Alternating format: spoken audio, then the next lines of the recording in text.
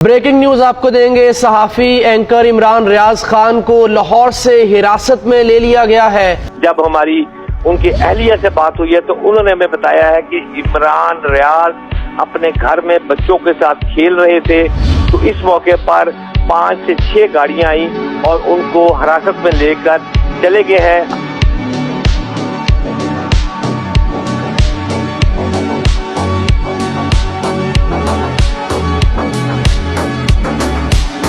ये मरियम नवाज ने कहा है, ये आप याद रखिएगा, करप्शन मेरी रेड लाइन है, ये मरियम नवाज ने कहा। तो मैं ये रेड लाइन याद दिलाता रहूंगा जब तक मरियम नवाज इस सीट के ऊपर विराजमान रहेगी। क्योंकि देखिए, पहली खातून वज़ीर आला आ रही हैं पंजाब में, वेलकम, लेकिन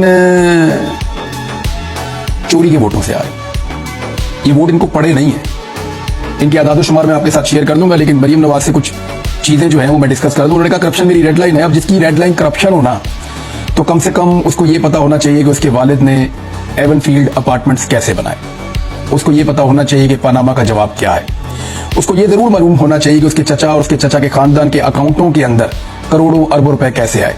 उसे कम से कम ये पता होना चाहिए कि चपरासियों के और ड्राइवरों के अकाउंटों के अंदर अरबों रुपए कैसे आए। जिसकी करप्शन रेड लाइन होना, उसे पता होना चाहिए कि कैलवरी फाउंट जो है उसके आने से पहले उसके अंदर एक पेपर छाप देना, वो भी एक करप्शन है। उसे पता होना चाहिए कि इंग्लैंड तो क्या, पाकिस्तान में कहां कहां उनकी कौन कौन सी प्रॉपर्टी है। जिसकी करप्शन रेड लाइन होना, उसे पता होना चाहिए कि हुदैबिया में क्या हुआ था, अल तौफीक में क्या हुआ था, अल अजीजिया में क्या हुआ था और पनामा में क्या हुआ था। इस खानदान की जो करप्शन की कहानियां ना, वो पाकिस्तान के अंदर नहीं, पूरी दुनिया के अंदर छपी है और दुनिया में कहीं भी ये किसी को भी झूठा साबित नहीं कर सके आज तक।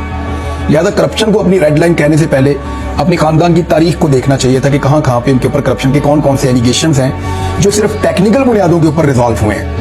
किसी जगह पे भी वो कोई सबूत पेश नहीं कर सके, कोई मनी ट्रेल नहीं दे सके, कोई रसीदें नहीं दे सके। तो ये जनाब इनकी पूरी कहानी है। मामला जो है वो कमिश्नर की ज़हनी हालत का नहीं है, मामला मुझे इनकी ज़हनी हालत का लगता है बेचारों की। क्योंकि इनको जैसे ही धांधली का नाम लो तो ये एक अजीब किस्म की कैफियत में चले जाते हैं। इनके मुंह से झाग निकलना शुरू हो जाती है फार्म 45 का नाम सुनते ही, और अजीबोगरीब इनकी सूरत हाल हो जाती है बेचारों की। तो मुझे तो इनके ऊपर तरस आ रहा है। अगर ये हुकूमत बन भी गई, नवाज शरीफ को, उसके खानदान को नवाज भी दिया गया, तो क्या फायदा। यानी अवाम तो इनको इक्तदार में देखने के बावजूद भी पाकिस्तान का हुक्मरान नहीं मानेगी। वो इसलिए कि लोगों ने इनको वोट ही नहीं डाला हुआ।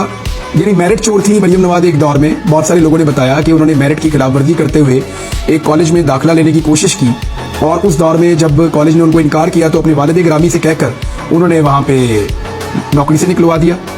और उसके बाद प्रोटेस्ट हुआ और फिर नवाज शरीफ साहब को अपना फैसला वापस लेना पड़ा। तो उस दौर में मेरिट की खिलाफवर्जी की जाती थी, मेरिट की चोरी की जाती थी। अब मैंडेट की चोरी की जाती है। चोरी की एक रवायत जो है वो अब तक कायम है, और कभी मैंडेट चोरी, कभी मेरिट चोरी, और अब देखते हैं कि इसके बाद और क्या चोरी होता है।